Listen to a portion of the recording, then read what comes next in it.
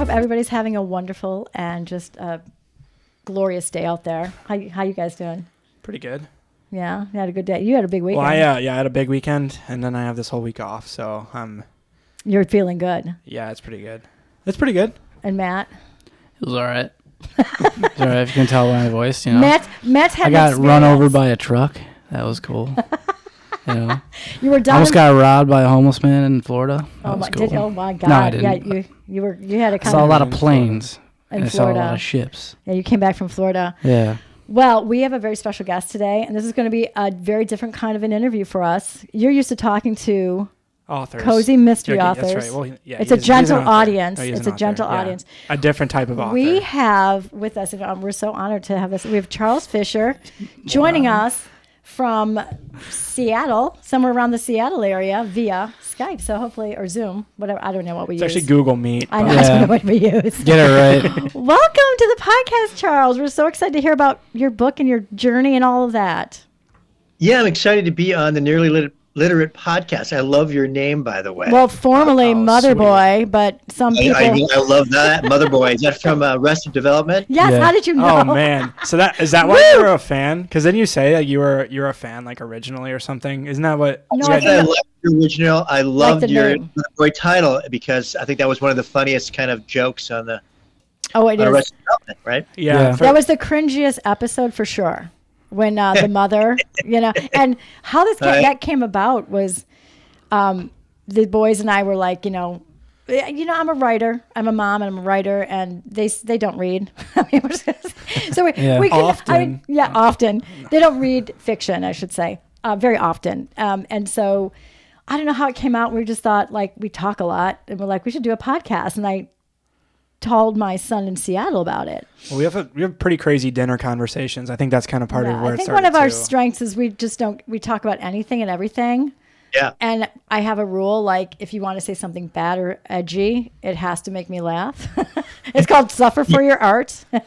Big rule. So if you want to swear when you were a kid, like one of the boys, like maybe they learned a word at school and they wanted to use it. I'm like, if you just used it for the sake of using it, you get in trouble. But if you could use it and like entertain us, it's hard to be mad when you're laughing. But anyhow, we've been having great conversations as family forever, and we talked to my son about this, and I said we're gonna, the boys and I are thinking of having a podcast. I don't know how it's gonna work because their humor is definitely different than mine. It's a mother-son thing. And he goes, oh gosh, Mom, that sounds like way too mother boy for me. And then I just started dying because I'm like, because I knew exactly what he was talking about. Oh yeah, so Mother good. Boy XXX, isn't it? Like the Mother Boy 30. The episodes. Yeah. Yeah, it's called Mother Boy 30. Yeah, I don't know. It kind of got too real for me. Yeah. It got too Yeah. Mother Boy, and then that's why I kind of was like, we should maybe rebrand. At least that's kind of what I thought. Yeah. Stop being ironic after a Yeah. while. Yeah. Yeah, it became exactly. It was unironic. Yeah. I think Matt said like when he would have to explain it, it just lost its humor. Yeah. It's like I would have to. It's like explaining the joke, and then Can't do it. you can't, and then everyone sits there and their eyes gloss over, and you're like, this just sounds so like I'm gonna just kill myself. Oh my I'll God. see you later. I'll get in the car. I'll get in the car, take it to the garage, and turn it on for like 5 hours. Jesus Christ. Yes. You're used to dealing with antics of probably children this age in their 20s and whatever. Aren't you? You're a professor. Yeah, I'm a teacher at a college, and so a lot of my students are 19, 20.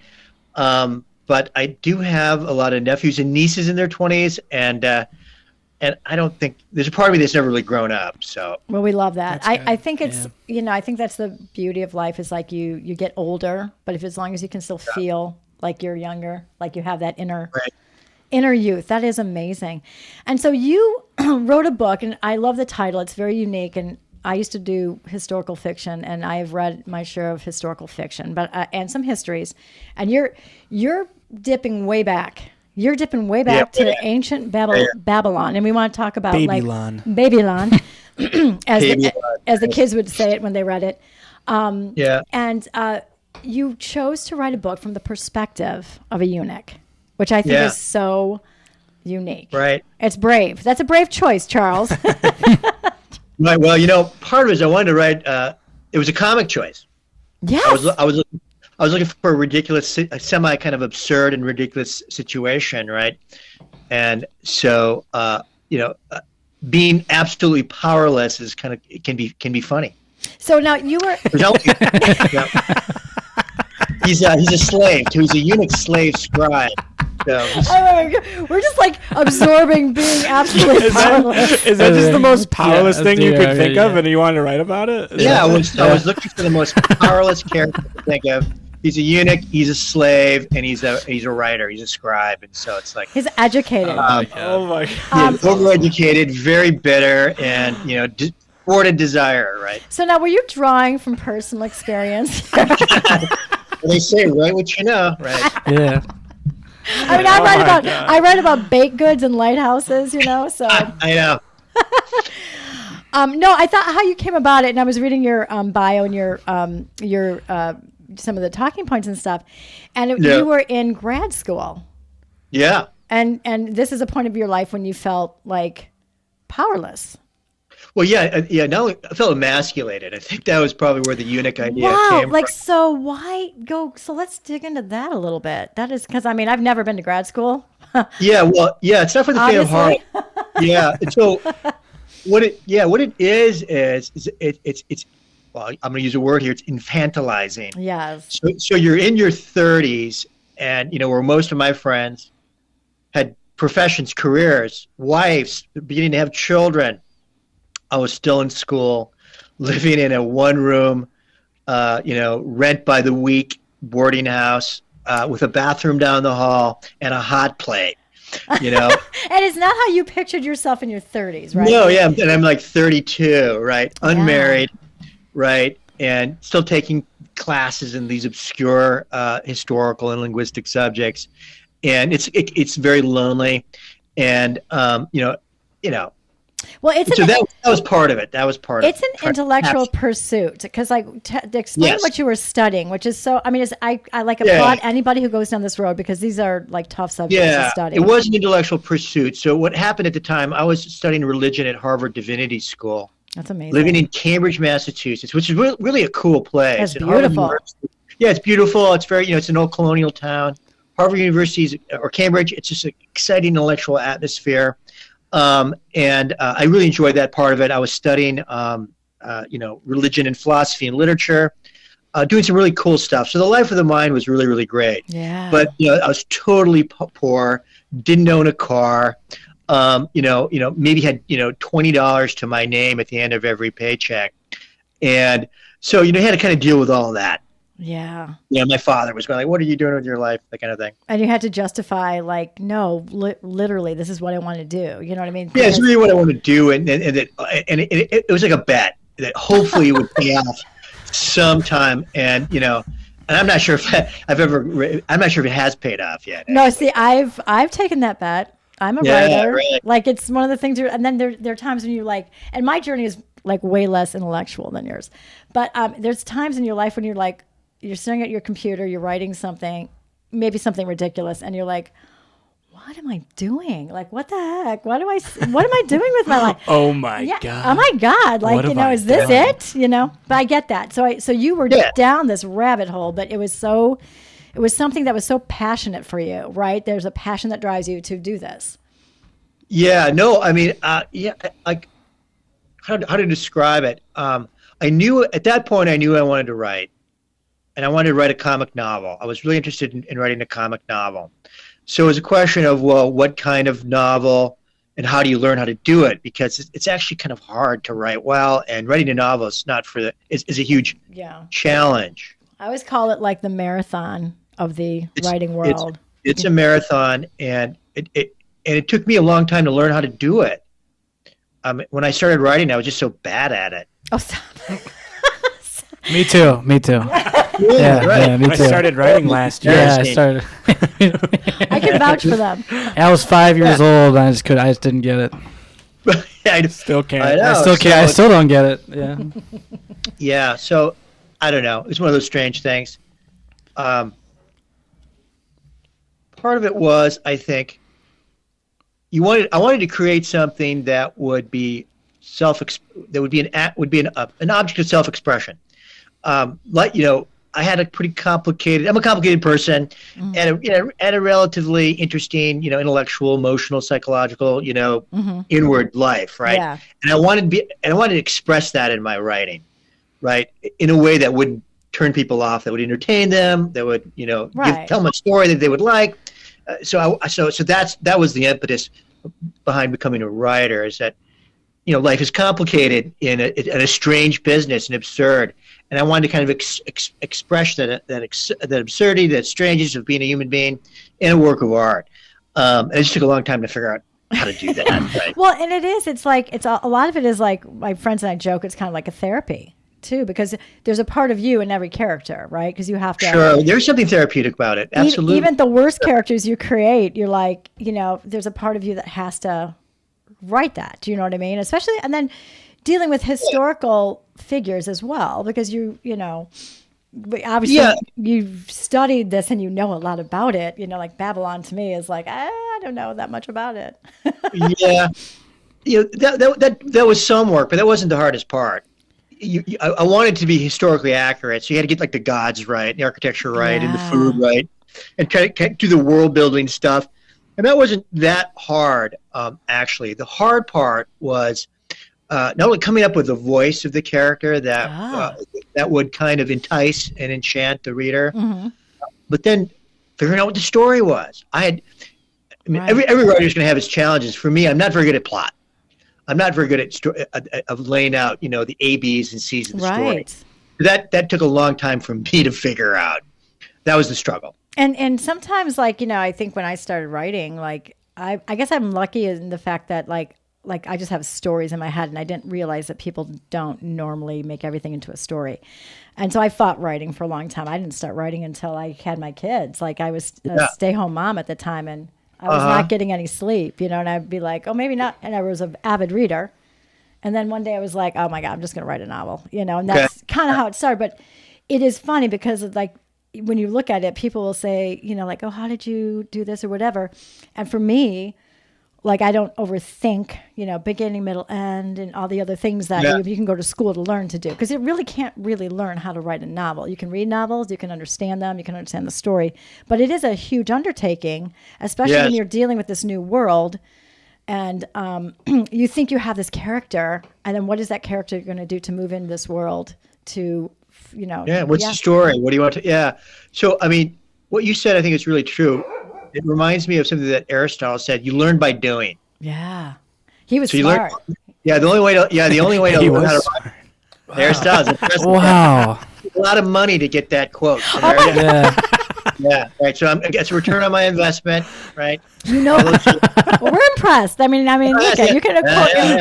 Right. So the only way to learn how to write a novel is to try to write the novel, and you'll learn. It might take a long time. So for me, it took a while to learn how to do it. So when was the aha moment where you're like, eunuch? I'm going to write from the perspective of a eunuch, because that is a very not many people would embrace that as a main character, and I think that was a real brave challenge. That is a real brave choice. I didn't start. When I started writing the novel, I wasn't writing about a eunuch. I was writing about. In fact, it wasn't even set in Babylon. It was set in some sort of prehistoric caveman world, where the main character was a little brother. He had like about 12 other brothers, and his father was kind of head of the pack, and he was like he was like the Zeta male in the group. Oh wow! Right, he was constantly being shit on by his older brothers. Right, and he was kind of a loser and the scorn and butt of mockery, right? And so that's kind of how it started, and it really didn't go anywhere. And then I was thinking about, maybe I should think about, putting it in some sort of historical period. And I've always been fascinated with the term Babylon and what that meant. It's a sign of like a decadent empire, right? A power that's in decline. Right, Babylon, Rome. It has a big symbolic role in the Old Testament. Right, the Hanging Gardens of Babylon. Right, the Hanging Gardens. Right, Nebuchadnezzar, the madness of Nebuchadnezzar, and so I thought, so at some point I thought I'll put it in Babylon, and I'll make my character the eunuch in the king's harem. So he's surrounded by all these beautiful young women, and he can't do anything about it. He's powerless to do anything about it. Yeah, so it's in this kind of sexual hellscape. Yeah. Does anybody know how that might feel today? Yeah. Most young men can relate to that. Sexual health. Yeah, geez. I just like that term. I know a guy This is like a that. real sexual hellscape. I think. Yeah, right. Yeah. Tobias Funke. Yeah, Tobias Funke. Yeah, he's the incel. Sure. Yeah. Yeah. Yeah. He's the anal rapist. Yeah. Yeah. I know what that word means, but No, that what was. does that mean? I think he had it on his. Wasn't it his car? It's his card. Yeah. Oh. He had it Yeah, on. that's He right. had a vanity plate. He tried to get, it said ain't a new start, and it was anus Yeah. tart or something Yeah. like that. Yeah, he was looking for a new term. He was a doctor, a psychoanalyst. Yeah. Oh He my was going to god. rap his. Oh, yeah, that was Oh such my a brilliant God. show. I remember like watching That was a that brilliant show. Yeah. Such Genius, pure such genius. crazy stuff in there. Yeah, and that inspires us all. I mean, it's inspired, obviously you and us. So Yeah. in some ways. But no, I think it's so interesting. Well, first of all, why don't you describe a little bit about your book, because I don't think we even started Sure. there. So Yeah. and then we'll continue talking about how this all came about, because I think it's so fascinating.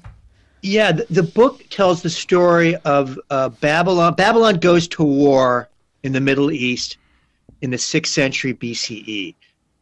They're in a kind of power rivalry with the kingdom of Egypt, and the battleground is Judah, fighting over who has control of what's known as the Levant region, kind of Syria, modern day Syria, Right. Lebanon, Israel, right? Do you know Yeah. where this is? Yeah. So, like, I feel like I've heard this before. I know. Yeah, this sounds vaguely familiar. Yeah, the Middle East. Yeah, right.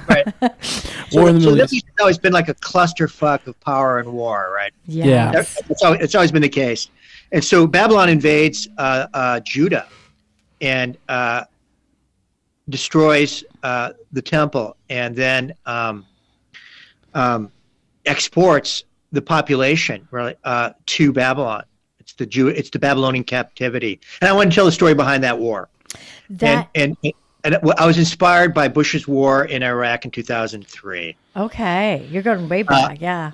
Yeah, well, I'm old. Well, no, right? me too. I remember that. That was just invading Iraq, right? Yeah, was that wasn't Desert- Gulf War. That was not the Gulf War. Yeah. That was not Desert Storm. It was No. Operation Iraqi Freedom or something. I mean- like that, Yeah, right? Desert Storm was 1991, Yeah. and this was actually invading Iraq and taking Baghdad, Yeah, because they were. Oh god. and in response to 9/11. Okay. Was Yeah. that the? I think yes. Was Wait, that the I thought like? You were not alive. No, wait. Yeah, you we were. Yeah. Yeah, wait, what are you talking We're about? born in the 90s. Okay. Yeah, I was going back to the 80s. I was thinking of the first one. no, this is the recent war. This is Bush too. This is Okay. W's war, It is. right? It is so confusing, and I'm just going to say because like I studied more European history and European military Yeah. history, and so my historical fiction was set more like in that. That was very comfortable, and Yeah. it's funny because we talk a lot about like this one loves he loves. I would say weaponry, right? Like you're. I mean, I fascinated like with- war stuff. I mean, I do a lot of I like World War II. You're a lot. fascinated with that and weapons. And like modern war is like really wild how it's fought. But Yeah.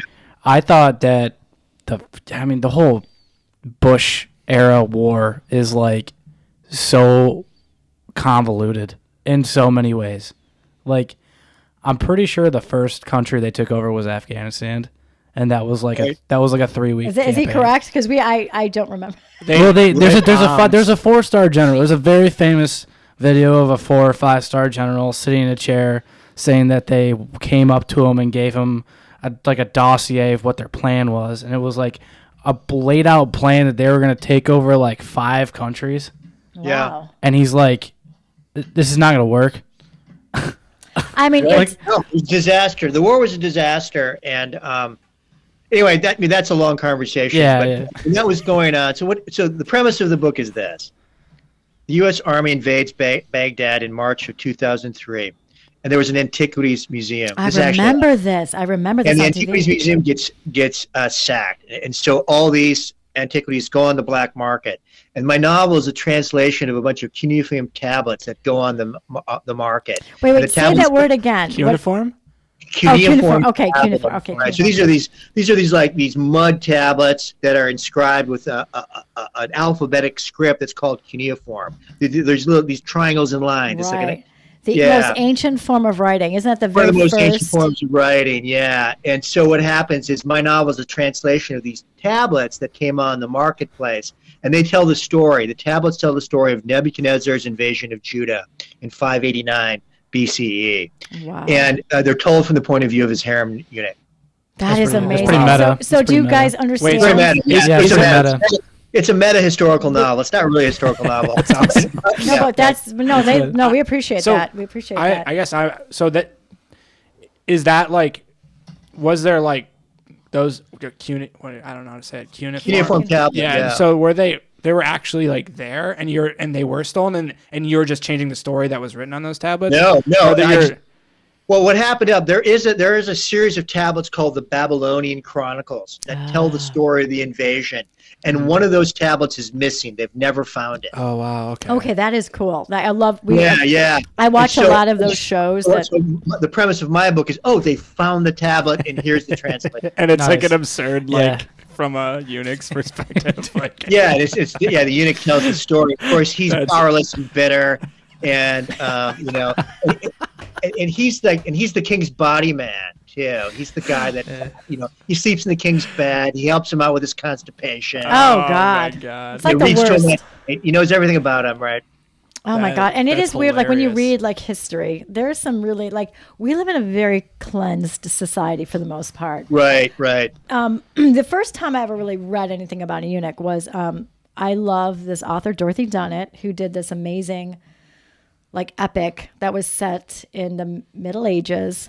And I forgot I forgot a lot of it, but it was more about 15th century. Yeah. Was it Suleiman who was in power? I don't know. But it was so interesting because when they would, I think it was the Muslims, when they would come and they would attack, they would take everybody and they would take the sons of their enemies and turn them into eunuchs. Is that correct? That's basically how it happened. And it was so fascinating to me that they would do that. And then they could be educated. Right. And so they were very educated, but they were guarding the harem because they were not a threat.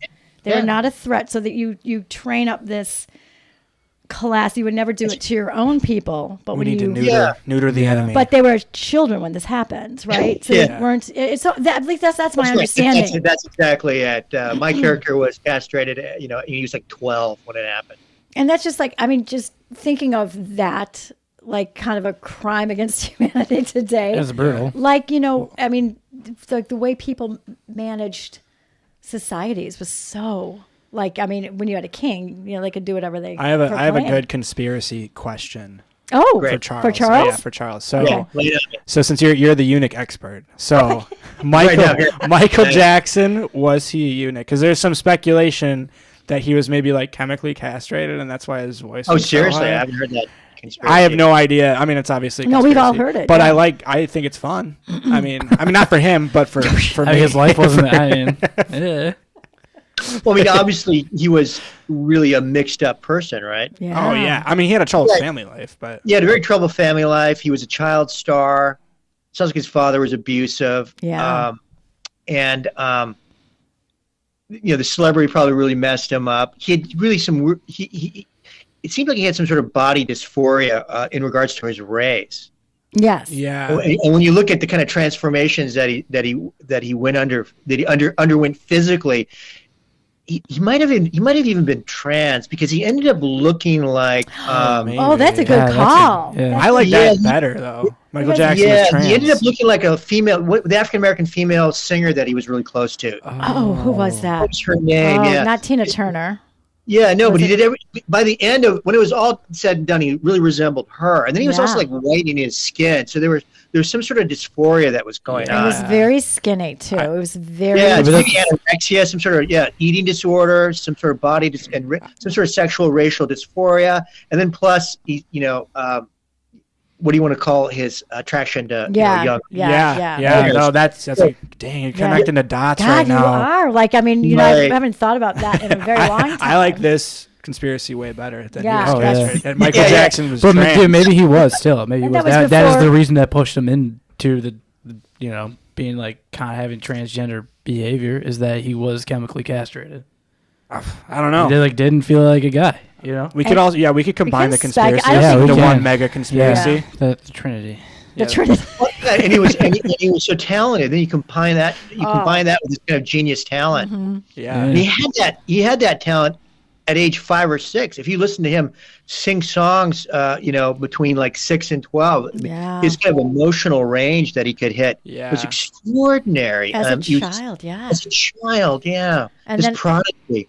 I think he was the meal ticket for his family in a lot of ways. And he was the meal ticket for the family. Yeah. And so they, wanted to keep that youthful voice, which I think maybe was if there was some truth to it. That's the theory for the castration thing, is that like he had such a good voice at such a young age, and he had such an incredible castrato. Yes, it's such a great range.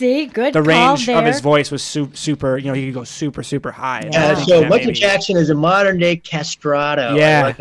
And so now what is, because I know the term, but like, where did that come from? Castrato? Yes. Like, was that popular in like Italy? You're the historian. Opera. Yeah, apparently the male tenor, or actually if you castrated these, so you have the boy choir, right? If you've ever heard boy choirs. Yes. Usually they're church choirs, like in England. They sing for the Queen. I have a friend who's. They sing mass. There's something apparently extraordinary about that voice, and so one thought was to preserve it. Oh, that's to preserve the voice. That's kind of messed up. I'm just gonna say, as a mother, I think the singer goes because these boy singers would undergo the equivalent of twink death. Heard that term? No. What is that? I might dip out. Put it out there for the gang. Look that up. I might dip out for this one. Are you gonna look it up, Dan? Wait, what's it called? Twink death? I have no idea. Dude, I feel like I usually use the computer to look stuff up when we're not interviewing, but I'm gonna pull it up on my phone. I feel like I can guess. I feel like I can guess what that is. You can guess it. What is it, man? When the beautiful boy hits the wall. What is a twink, Dan? I believe it's a. If I'm not mistaken, I believe there's categories of gay men. Gay men would like to categorize themselves into certain, like there's bears, I believe. Wait, are we on the right track? Yes. You guys are on the right track. I think there's a twink as well. A twink is I'm a teenager. It's like the prepubescent, the feminine looking boy, the feminine beautiful boy. Yeah, right. And they're very desirable. Yeah. At some point. They're crossed between a woman and a man, but they're a man. Well, at some point, the young beautiful boy, loses his hair and puts on weight, and they call that twink death. Oh. Woo! It's called growing up, people. Growing up. Great. Oh my god, that's so good. Stars, okay, Dan, do we use that, Dan? He's going through. Can you use it in a sentence? No. Think of a really attractive child actor where they're beautiful at age 12. Like Timothy Chalamet? At age 30, and you go, holy shit, what happened to you? The twink death of Timothy Chalamet. Yeah. No. He's already 30 and he's still... Tragedy, gentlemen. It's a tragedy. Yeah, it's more like Macaulay Culkin. Right, he was such a gorgeous boy. That is a good one. And he also hung out with Michael Jackson. Oh, yeah. We're coming full circle. Wow. Living in France really does it to you, Yeah. So it's tough to. Yeah. So these are this internet meme. It's like I guess slightly malicious internet meme. Yeah, it's so funny. I mean, how can you the internet? It's the wild west of malicious. Wild west, right, of discourse. It is. I mean, and that is something funny too for people that work in words. You know what I mean? It's like the language creation is amazing. You kind of the memeified Urban Dictionary language. Oh, it is, and you can't keep up. Like the boys were like giving me a hard time. I try to keep up, but I'm not going to. You know what I mean? Right. And when you guys were like the Gen Z lingo, it's totally different than things that like you and I grew up with. Totally, yeah. It's like a different language. And you feel like, and that's the evolution of language and how language is a living thing. It is. It's interesting. Yeah. Oh yeah, I was just gonna ask. Do you know if like they did like invent a lot of like language like we do today back in like the Babylon times and throughout history, or is it just because now I don't know, or is it different today? Think about like that is a good question, and you've studied this. Like the Tower of Babel. Now that wasn't in Babylon, was it? No, but they believe that the Tower of Babel is a reference to the ziggurat. Okay, and that is. Yeah, so the Tower of Babel is told in Genesis, right? Right. It's the myth about how we've got these multiplicity of languages, right? And so, so I mean, the Tower of Babel has always been associated with Babylon, and it became like a conceit or a subject for European painting. Oh yeah. And if you look at a lot of medieval and Renaissance paintings, they're always doing versions of the Tower of Babel. And so the Tower of Babel or the ziggurat plays a big role in my novel, but it's not the ziggurat of ancient Babylon or Mesopotamia. It really is closer to something like Bruegel or Hieronymus Bosch. One of the medieval painters would have done. It's this giant kind of semi-complete edifice. Oh wow! And so the Tower of Babel in my novel is like 72 stories, and everybody kind of lives in it. It's almost something out of like Blade Runner, you know. Well, I mean, no, did they have the capacity to build like that back then? I mean, no. Okay. No, so the tower, the ziggurat would have been something like, it might have been like 60 feet tall. Yeah. But like then vertical was high.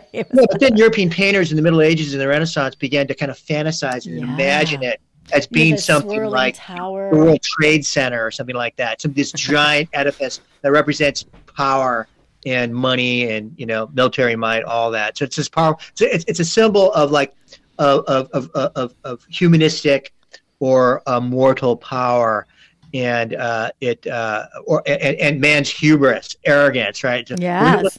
The tower to reach the heavens, and that offended Yahweh, and so he destroys it, right? And that's the metaphor in the New Testament for the Tower of Babel. And then it's a symbol of human hubris and arrogance and pride, that we're going to build something that's actually going to touch. We're going to be like gods. We're going to be able to reach into the heavens with this architectural building, and so it's a symbol of all that. And of course, that war that inspired my novel, was a response to the destruction of the Twin Towers. Oh, that's really deep. Yeah, the Twin Towers were when you think about that. Yeah, they were our big. Yeah, they represented American world capital and power, and those guys chose. The attackers chose their targets well. Well, they did, because that was like the banking center. I remember everything just went. The financial center of the West of the American Empire, right? So they're going to go after that, the Pentagon and the White House. That's so interesting. Capitol, right? That they chose that. You know what I mean? I never think about it's very, very sinister, but very well chosen. I mean, they had a couple targets too. I mean, they flew into like the Pentagon, and I think there was one going for the White House. But yeah, I mean, it makes sense. But the tower, they went to the Pentagon, and they were, and then the third target, that the plane that went down in Pennsylvania, they debate whether they were going to go. It was either the Capitol or the White House. God, yeah. I mean, I've heard that plane was not taken over by the people inside, and actually just shot down. Like the PR people were like, "Oh, really? How do we spin this?" Yeah, I had. They were prepared to shoot it down. That's absolutely true. Yeah, I think I believe they shot it down. And because the government doesn't want to come out and say, we shot down a 747 full. Yeah, if they shot it down, they could never say it, right? Exactly. And that's probably true. Yeah, they're not going to admit that. So the Tower of Babel, is the Tower of Babel the story where like, is it God that changes like the languages of everybody while they're trying to build it? No. So the idea is that before the Tower of Babel, the human race spoke this one language. It's like the originary language. So there's no division. We all understood each other. There was no problems with translation. There was no confusion of tongues, I think is the term in the Old Testament. So we all got along. We all spoke the same language, right? There was no kind of the deeper cultural divisions weren't there that are caused by culture and language. And so then as a symbol, this unity, they built this tower that reached the heavens. And God saw that as an act of human pride or hubris, and decides to, all right, I'm going to destroy the temple, and then as a further punishment, I'm going to scatter the languages, and so everybody will speak a different tongue, and nobody will understand each other. And so it's about that kind of human confusion on a linguistic level. Right. And that's not the Tower of Babel. That's not the same story. It is. It is. Okay. That's what I thought it was. Yeah. Because it becomes a subject matter for Western art and poetry. It's like an archetype that artists return to kind of ponder its meaning. Yeah, like we are all like, especially, when you go to places like Europe and they all speak a different language, and they're like United States, like they're they're the size, a lot of those countries are the size of states, and everybody's speaking a different language. Just think about even in America, we all speak English, right? There are all these kind of political and cultural differences where we don't even understand each other anymore. The left talks past the right talks past. I can't understand why anybody would vote for Trump. I can't understand why anybody would vote for Biden. That to me is also the kind of the confusion of languages. I was just gonna say the same thing. We don't understand We don't each other. speak This the country, same even though we language. speak the same language, yeah, it's like the we have the perspectives same are so different across the country. And the role that like so much information all the time, everywhere. Like even even the hubris of this podcast, thinking that we have something to add to the conversation. Yeah. Is social media God? Is social media God in this metaphor? Social media is God in this metaphor. Just makes everybody confused. Oh my God, Scrambles it up. Good for you. Yeah, I mean that's the internet, right? Is the great scrambler. Yeah. Big scrambler. Mark Zuckerberg, what a great scrambler. Zuck, yeah. All those guys, Musk and Zuck and Bezos, right? Yeah, he's got the best billion-dollar name though, like the billionaire names. Out of all the billionaires, Zuck is like the funniest one. Zuck's pretty good, right? Yeah. He rhymes with suck, right? Yeah. Zuck. Yeah. And he even he'll say it too, which is crazy. What? He'll call himself the Big Zuck. He does not. I think he responds to it. He is his own Tower of Babel, isn't he? He knows what he's doing.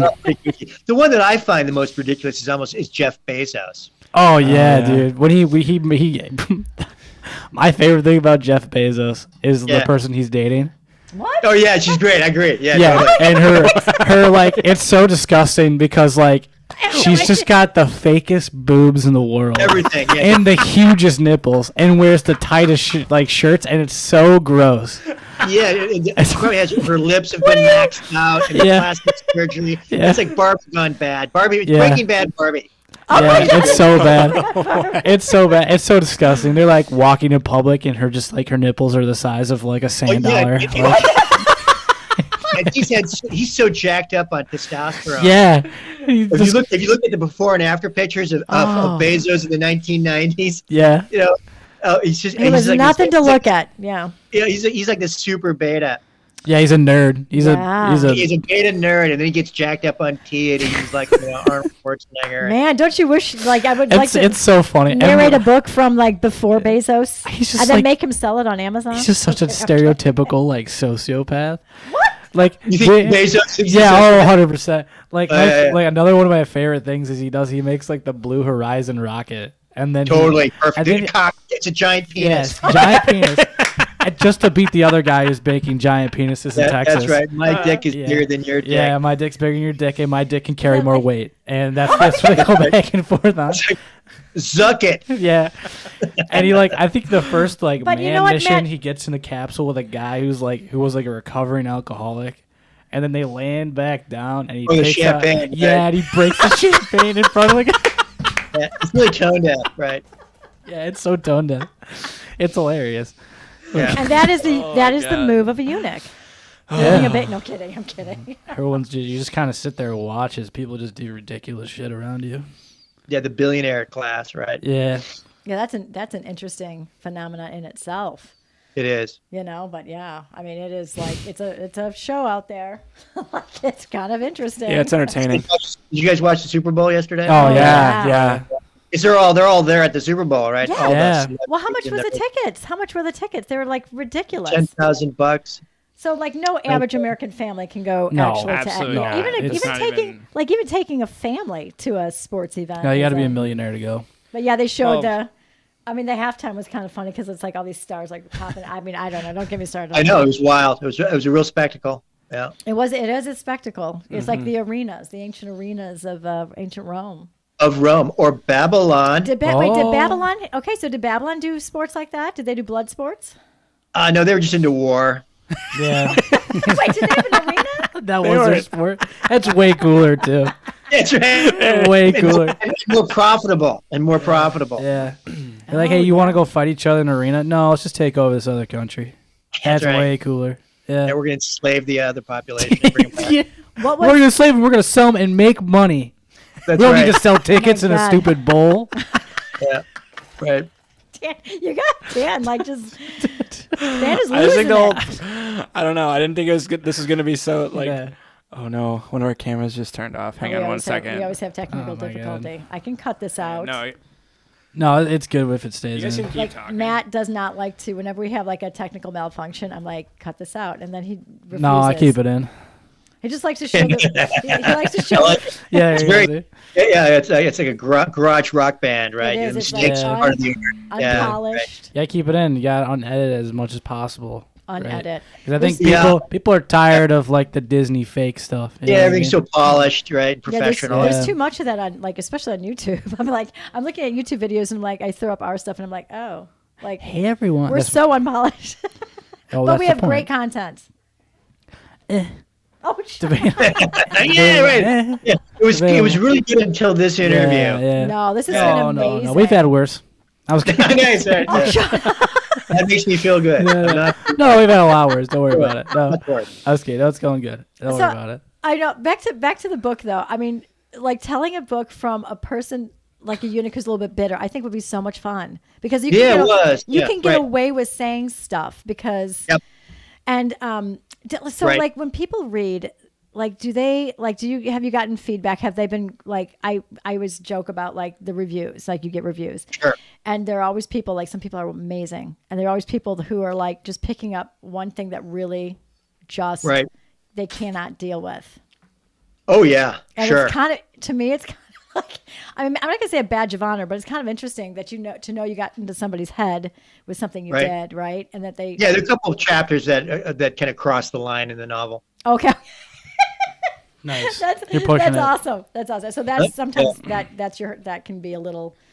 You can get some feedback. Yeah.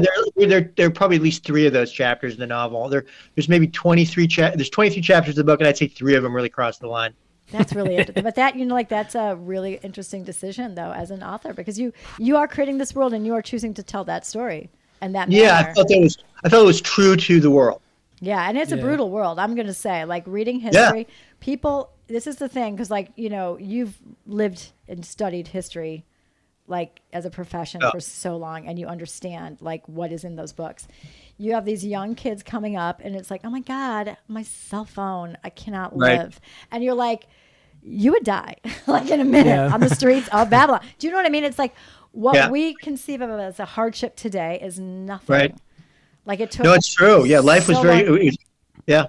I was talking about this with my girlfriend's parents. Was like, we were talking about like the home ec classes, like how like high school does not at all prepare you how to do like the basics things that you should know how to do. Yeah, like, anymore. Like easy car repair, like how to be like do light electrician work. Like light plumbing work. Like not saying that you have to go into that, but like everybody should know how to like fix wood. Basic skills. Yeah, basic skills. Make a meal. Yeah, bake a cookie that doesn't taste like shit. Okay. You know?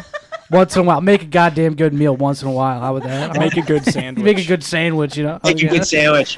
Make your bed. Yeah, but like all that stuff, but like no, a lot of people just don't understand that like the phones and the technology they use, the amount of material science that's involved. And it's on like such a insane level it's that like magic. You wouldn't even be able to replicate it. No, but like, they can use it like champs, but they have no idea how it works. Like our society is built off the backs of giants, or what is the like the quote? I stand on the shoulders of giants, or whatever. It's literally like, the technical sophistication is very, very high. Right. And it feels like magic to us. We have these little mini computers in our hand. Yeah. Well, it's like the level of science that a lot of stuff are built off of is like on a very molecular, like intense physics. Right. Where like these guys came up with the basic principles and they're all mathematicians. Well, and like back to mathematicians so like, I went down this rabbit hole once with like, a lot of my friends are engineers, Dan's an engineer. And I was asking him like, how does electrons create an image on your phone? Okay. Electrons. And that is like, they were like, well, it's layered, but we can't explain all of it, right? Because it's it's weird that like, you remember like basic physics class? Yeah. Where like what you learn what a circuit is? Uh-huh. Okay, those circuits create an image on a computer and then you can interact with that. I don't understand. But so I don't understand using how it electricity. Like it's like You're basically just describing layers of abstraction. And Right. You take something really, really complicated and you create layers of abstraction on top of that, and then you create another layer of abstraction on top of that until you get to the point where we don't even understand why we can use an iPhone. Exactly. Yeah, Exactly. yeah. And my point is that the skill of learning how to use an iPhone, right, does not translate well to whether or not you can live your life in a serious situation without it. Well, and like back, which is a complex. Yeah, it's just right. Well, back in the day-to-day life was drudgery, like living day to day. Like even just like on the meal perspective is like you got to kill the animal that skin it.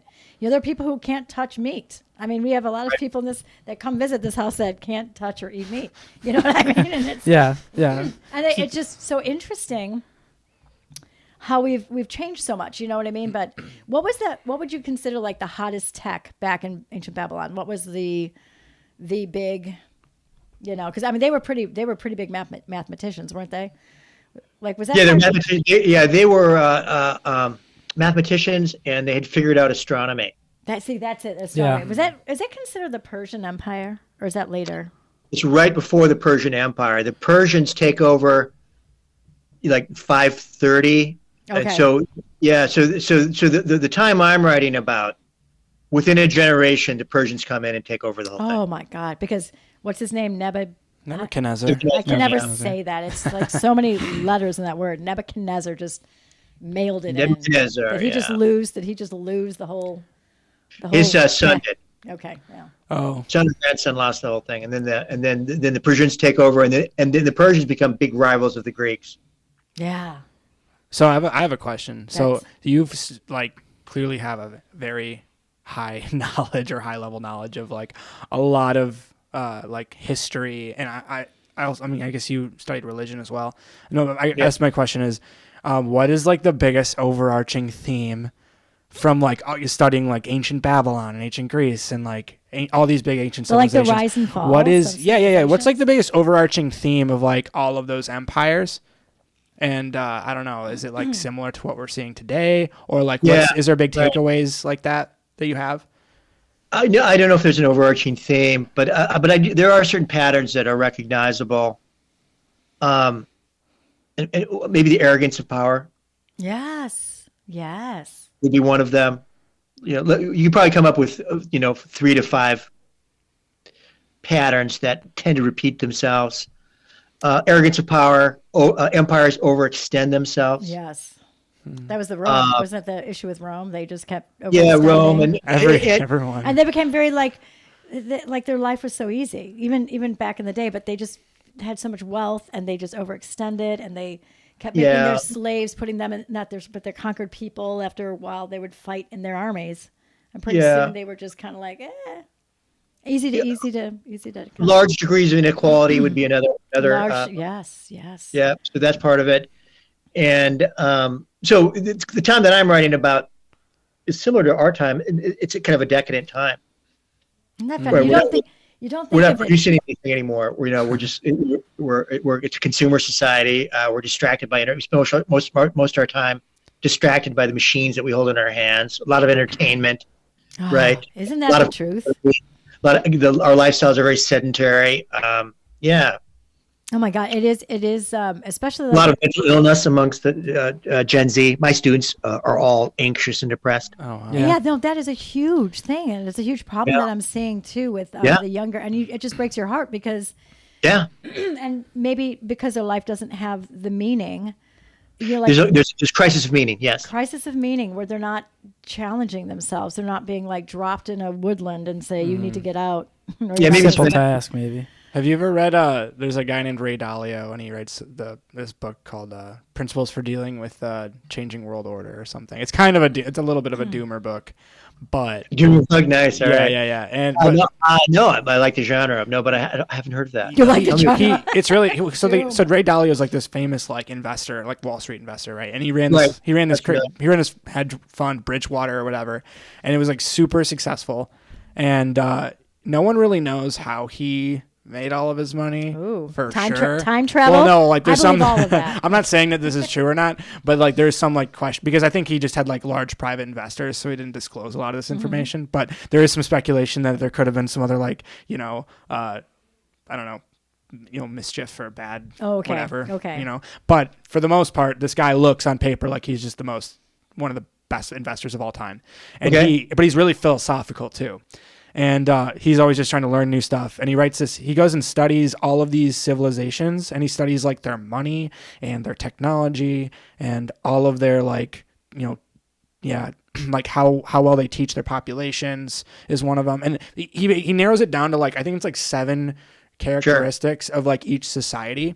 And then he can plot over time like how those 7 metrics increase and then sort of decrease, and how the powers, the world powers, change over time. Sure, rise and fall of these. Exactly. Or cultures, right? Yeah, and like he kind of starts talking about like the Dutch, because like the Dutch like invented the banks, and then they were the best shipbuilders and allowed them to like build the biggest economies. Right. And then they end up, it always ends up like from an economics point of view, they always break off like a gold standard. They print a ton of money, and then it like destroys their whole society. and then there's always some other like, there's always some other like rising power that comes and just usurps them. Oh my God, this is terrible. This is like scary. It's I told you it's a doomer book. Yeah, it's a doomer book. It's a little bit of a doomer book. But there's a heavy doomer mood in the country these days. Yeah. On the left and the right. Yeah. No, it is, because I think people are seeing a change, and especially with the youth, and that is like, I think that's sad, because like what you said, a lot of them, they're anxious. And that anxiety is that flight or fight, where like previous, like our monkey brain or whatever, what do they call it? The limbic. You're like the limbic system. Yeah, well, your instincts, for survival, you need all that, and we don't have so much of the need to, like our survival is pretty much given these days, which is great. But, true, right. Your basic needs are already met. Yeah. Right, basic needs are already met, and so like they sit in a class and they'll be so anxious that they are not going to get a good grade, or anxious that somebody's not responding on their Facebook or whatever it is. It is a total. Well, it's a problem that needs to be solved, because that is anxiety has to go someplace, right? Yeah, I think a lot of people have like correlated the way they feel about things to how they were like as children. They were like the first generation to be like raised on screens. Oh yeah. Just given an iPad if they start crying and distracted. Yeah. Right. And like the amount of freaking babies on iPads at Applebee's. Oh, unbelievable. What? At you walk into like a Chili's or an Applebee's. Are you just joking? And it's like that's where you see that right now. Right? Yeah, it's like one of those iPads with like thick rubber bumpers so the kids don't break it. Yeah. The parents just want they just want to go out, and their kid they want their kid to shut up for like an hour. They want to go and get a 2 for $20. Their kid won't stop crying, and they can't figure it out. What's the 2 for $20? She wants to get chicken that has like maybe 200 more calories than it should have. Right. And he wants to get the ribs. Right. 2 for 20. 2 for 20. Yeah, I like it.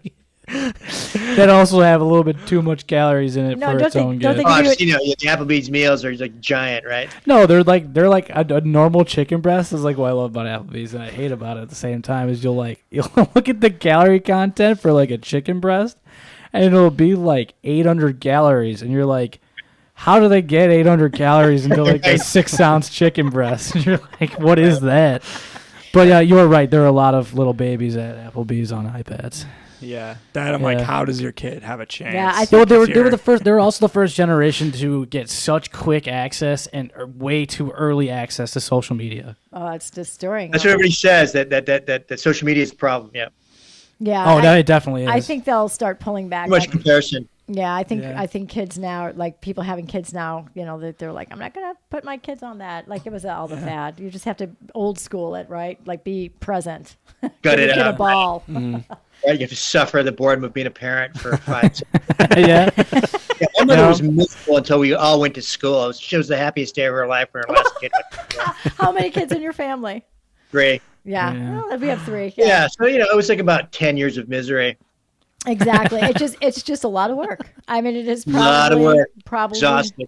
exhausting. A lot of work. Being a mom, don't get much sleep, but it's worth it. It's worth it, especially now. You've got these grown They're fun. boys. They're fun and funny and pals. And all They're that stuff. good. They're a lot of fun. And sometimes they're like I'll be like, tone it down, but in general they know the lines that they shouldn't cross. Generally good boys. And sometimes, Generally. no, they're great kids. More often than not. Yeah, they're great. They're great. I did experience what it's like to be a mother this week.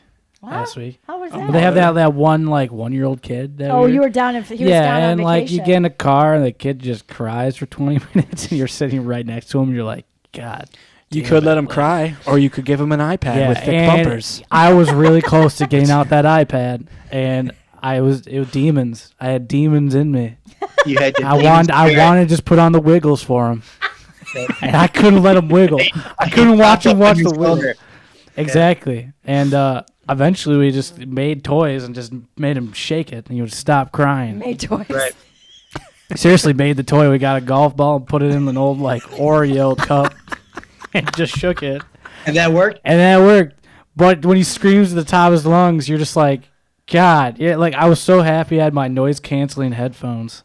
And Do those actually work? It did, yeah. I was like, Fleetwood Mac, let's go. Oh my God. Just crying, Hot throwing tip shit for around. Matt. Just get a pair of noise canceling Pro headphones. tip. Honestly, Yeah. the noise is the battle of it all, right? So Yes, you know what's right. happening. So just put on the noise canceling headphones and you can see when his deal. mouth shuts. That's Oh my right. God. You could start a parenting advice blog or Oh my God, Matt. solved it. Yeah, maybe we should rebrand again. Yeah, should be brave. yeah. Parental advice podcast. Yeah, why aren't you guys using more baggies or something? I don't know. Yeah, noise canceling headphones is a trick. yeah. I have one more question, and then I think we are almost then we'll at talk. time. Yeah, well. So okay. Okay. So you're clearly a very intelligent man who's well studied and knows a lot of stuff, and you've written. Just this book, right? This is your First one This you is did. your first book. your Yeah. first book. Okay. That's All right. that's awesome.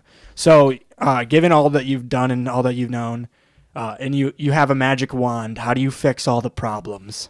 Oh my God, that's a long question. Yeah, what do you do? You're challenging him. You don't have to answer these.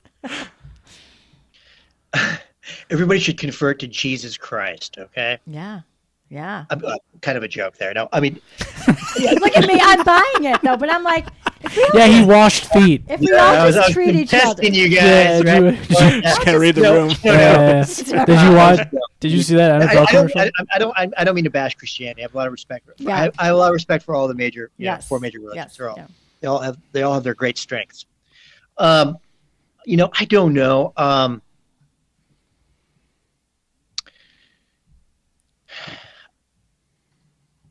I don't think there are any answers, right? I mean, human history has always been pretty brutal.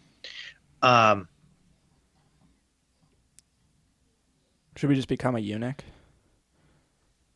Get the money out of politics, but that's not going to fix you. Yeah, no, that's fair. Human beings, we're deeply flawed as creatures. And I think it's We're the basically nature. Primates. We're primates with these really big brains, right? Mm-hmm. And a fairly destructive species. So I'm not really sure there's any solution to that, other than something like antinatalism, where people just decide to stop breeding, and then in 150 years we'll be gone as a human race, and that would solve all the problems, wouldn't it? And the aliens will take over. No When the aliens take over, Yeah. but that's a little nihilistic, right? Yeah. Yeah. Well, I think it's those cycles. I think the humans, that's the beauty and the curse of being human. It's you've got some people who are amazing, and most Americans I meet, most people I meet, I shouldn't say Americans. They mean well. They're good.